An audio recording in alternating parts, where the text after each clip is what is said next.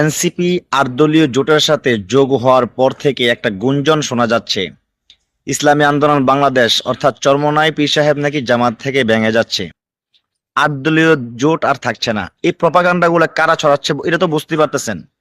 এটা কিন্তু যারা এই জোট সহ্য করতে পারতেছে না তারা এই প্রপাগান্ডা ছড়াচ্ছে। মূল বিস্তারিত ঘটনা এখনো কিছুই ঘটে নাই। তবে শোনা যাচ্ছে চরমোনাই এবং জামাত আসন ভাগাভাগি নিয়ে অথবা এটা নিয়ে একটু হয়তো অভিমান চলতেছে বা একটু চাওয়া পাওয়ার বিষয় আছে। এটা তেমন বড় কিছু না। আর জামাতের প্রতি আহ্বান থাকবে, এনসিপি কে যদি আপনারা ৩০টা বা ৩৫টা আসন দিতে পারেন, তাহলে চরমোনাই ইসলামী আন্দোলন বাংলাদেশকে আপনারা ৩৫টা ৪০টা দিলে সমস্যা হবে বলে আমার মনে হয় না।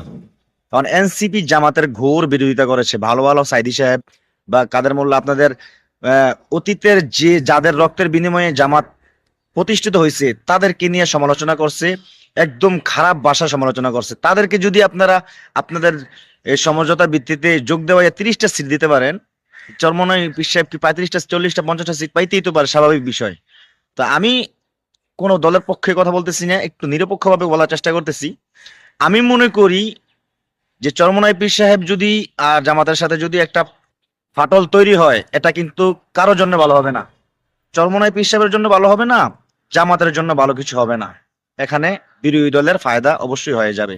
৫ আগস্টের পর থেকে আপনারা যেভাবে ৮ দলীয় জোটটারে গঠন করে আসছেন, যেভাবে প্রচার প্রচারণা চালাইছেন, আমরা পুরো দেশবাসী সবাই জানে আপনারা ৮ দলীয় সমঝোতার ভিত্তিতে ৮ দলীয় জোট।